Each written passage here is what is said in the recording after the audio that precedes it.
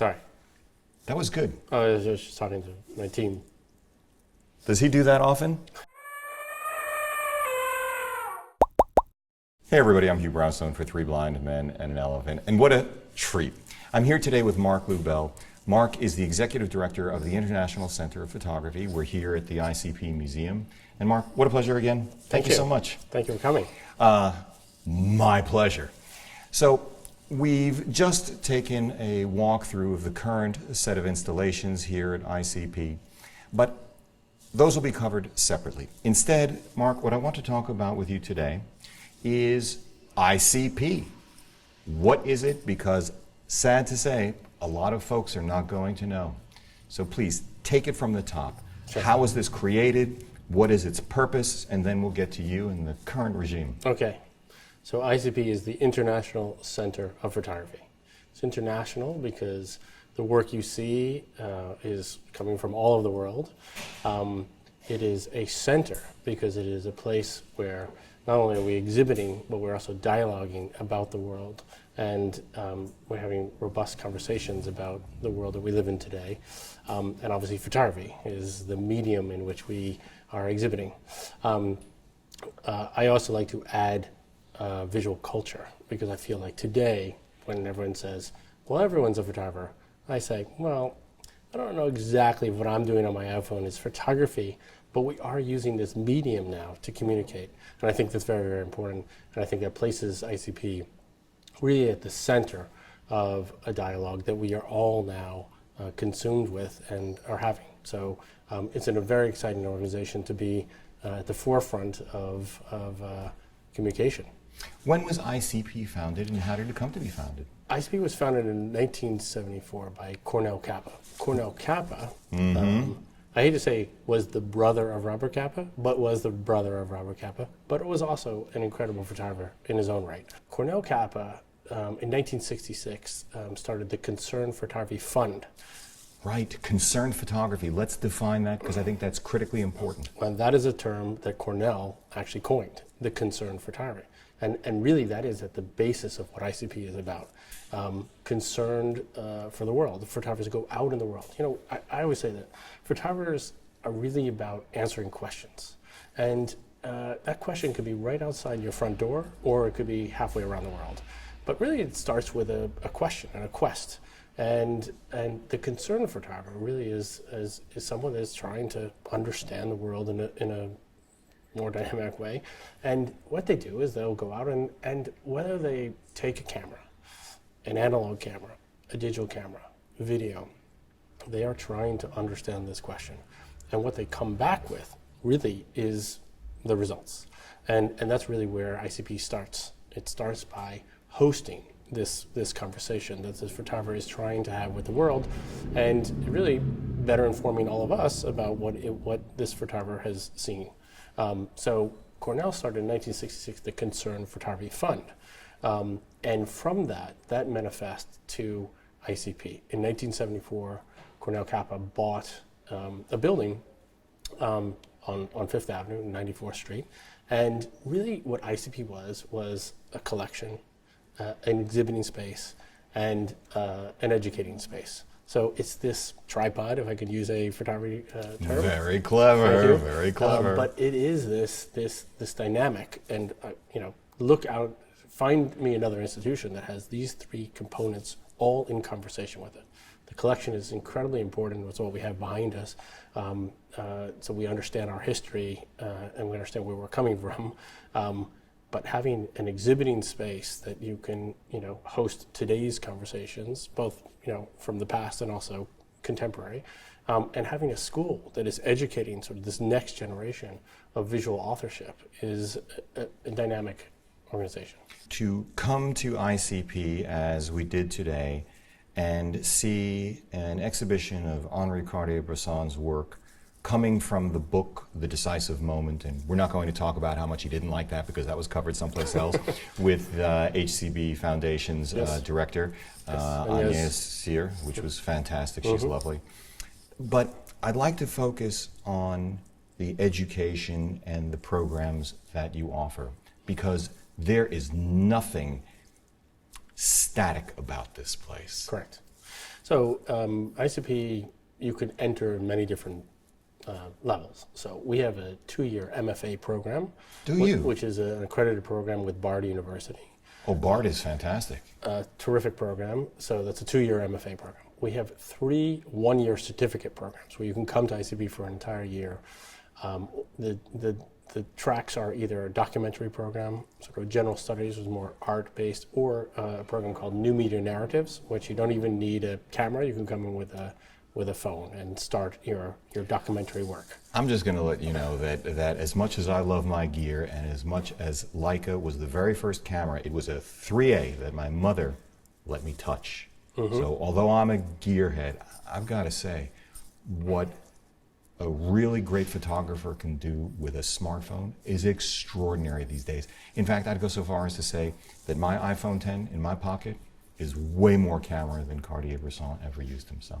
Of course, I'm not going to be selling any gear today, but the question I don't see any gear the here. question that's always asked of me is, what is the best camera? And I always say to everybody, the best camera is the camera you have on you. Of course. And it still is about the story. If you had Cartier-Bresson here today, it doesn't matter what you put in his hand. It is the story that this person is going to go out and sort of tell. So ICP really is about giving a foundation to this storytelling. So if I just finish off with the school, we also have a continued education. So Yes. you could come in just for a darkroom class or just for a Photoshop class. You or still a do lighting analog? class. Yes. Well, yes. Chemical.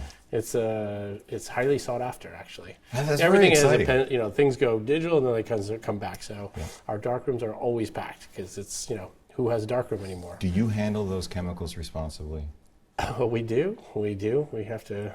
It's a process to get rid of this. Yeah, back in the day, I just dumped stuff down the drain. I don't think We you do can not do that that. anymore. We No. do not do that. Good, good. And then we have a teen academy, which is a great program, really sort of bringing this next generation of young youth to tell their stories. And it's not only about photography; it's about presenting your work. It's about writing captions. There's a lot of different skill sets. that Which sort of- Cartier-Bresson hated to do.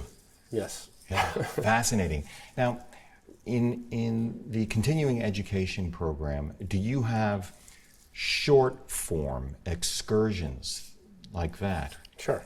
Can you talk to us a We have little that bit all about over the world. I mean, you could go to Argentina, you could go to Europe, you could go to Asia through one of ICP's programs, just for a workshop, somewhere in the world. Tell us a little bit more about that, please. Well, there's workshops all happening all the time, all over the world. It just depends on what you want to do. But a lot of times it's a way to go to a place and to experience this place without just sort of laying on a beach, Yes, so you get to sort I of do.